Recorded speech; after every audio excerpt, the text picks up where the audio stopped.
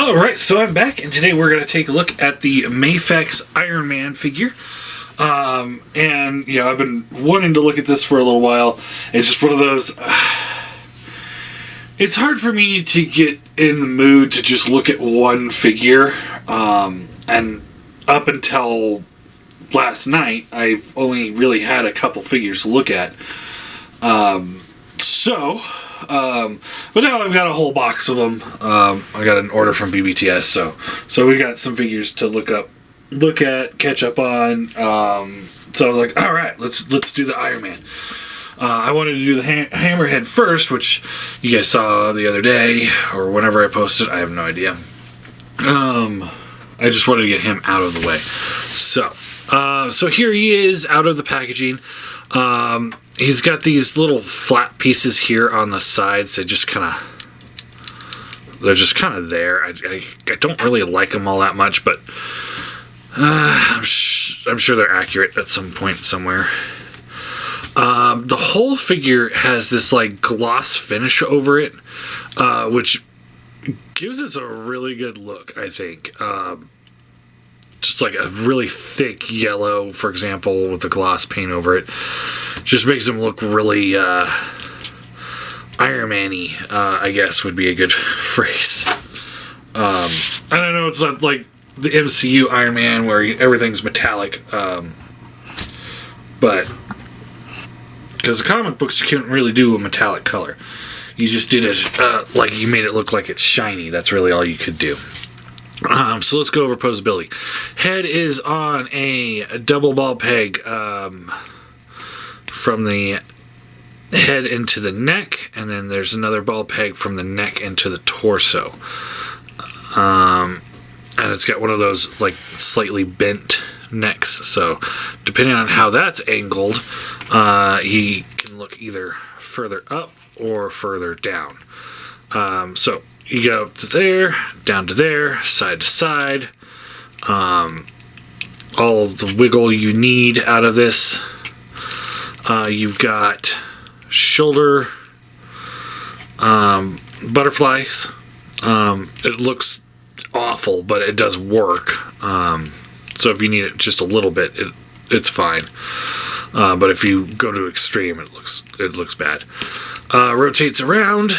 Out to the side, bicep swivel, double bend elbow, wrist swivels and hinges up and down, or in and out, depending on how you have the joint situated. You got ball joint for the torso, ball joint for the abdomen. Hips, they do drop down, so you get more out. Out to the sides, forward up to there, back to there. There is a thigh swivel, double bend knee. It feels like there should be a boot swivel, but there's not. But you do got the ankle swivel, tilt, rocker, and toe tilt. All of that works pretty well. It also comes with the standard Mafex base, which I don't know if I still have it here. I don't know where I put it. Yeah. Alright, so he also comes with another faceplate. So let me pull this one off. So you got this one that's more kind of like almost rounded, and this one's more angular. So, and you can just pop that on. And I don't really like the way that looks. I think it kind of gives more of a Vision feel to it than Iron Man. And then he's got this little black visor piece.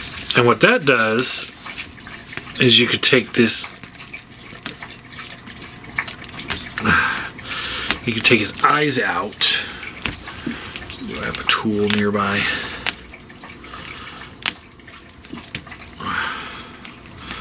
And the dog's getting a drink of water, of course.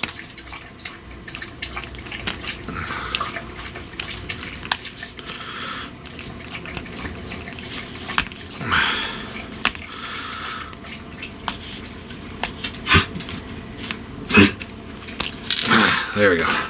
That's not a fun little accessory there. So you can put the black in there, and then you can take the faceplate and put it over that. So he's got the like kind of blacked out eyes, which looks pretty good. I won't lie, it looks pretty good. So you got options. So you can do the blacked out look or the human-eyed look. Kind of just whichever you prefer. I don't think you could go wrong with either one. So we got those. Next up, we've got a Tony Stark head. So you can take the whole neck off, which gets a little jerky. You guys know what I'm doing. I can't grip that neck well enough without grabbing a tool, and I'm not going to go do that and risk damaging it just to show off the human head. So, yeah. He does come with some blast effects. So he's got these two. These go into the boots, so you can make it look like he's flying if you want to do that. Alright, and then we have the giant gun. And so to get him to hold this, you got to take this off, and then you take this set of hands. They're gripping hands. And so you'd slide this here.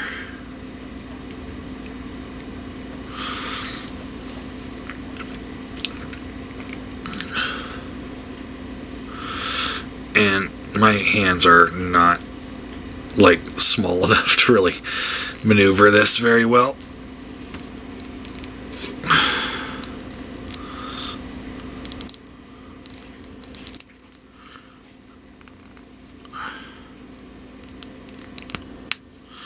Okay, like that. Plug this back onto the gun. Gotta get this down a little bit further.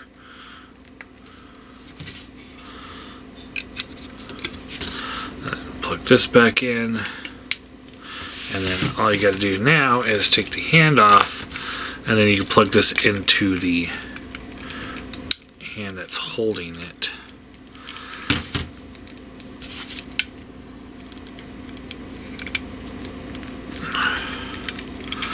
You get the idea.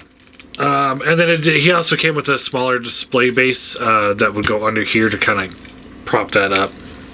If you want to use that, you can. Like I said, I don't know where I put it. It's been a while since I got this figure, so. But yeah, I don't really care to. Sorry. Alright, so he also comes with a slew of hands. So he's got the relaxed hands, as well as the fist hands. He's also got the gripping hands that we saw. He's got the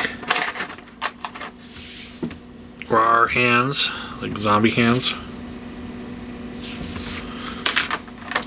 He's got the Superman flying hands. He's got the outstretched hands, like he was getting ready to blast something. And then he's got the same hands, but now these guys have pegs for these blast effects, which you just peg on there, and it makes it look like he's blasting something, which is pretty cool.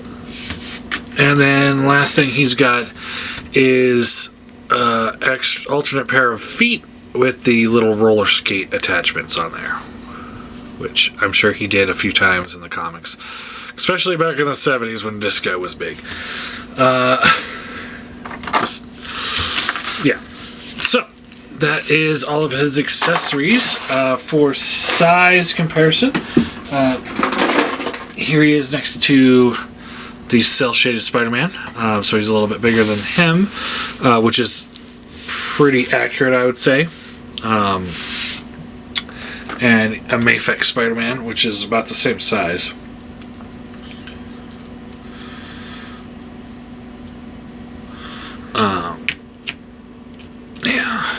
So yeah, looks great. I have very little complaints about this Ironman. If I were to nitpick, I wish that the faceplate would stay on a little bit tighter. It kind of almost comes off a little too easy, I think. And then you got the eyes that it takes a while to get them off. So it's like, I kind of wish they would have traded that in, because if you had a good faceplate, the eyes could be loose. Like, you just use the faceplate to lock the eyes into place, you know? So I do wish they would have gone that route. The yellows, like on the shoulder and the arms, don't quite match. It's real close. In camera, it's probably coming off as the same, but in person, it's just half a shade darker for the actual shoulder part than the bicep part. Not like end of the world, like, oh my god, this ruins the figure. It's just kind of just a hair, but past that, I don't have much else to say about it. I think the figure itself is amazing. It's probably the best Iron Man figure I've ever had. Not that I've had a lot of them. Tops any Marvel Legends Iron Man I've ever seen. The SH Iron Man is a little...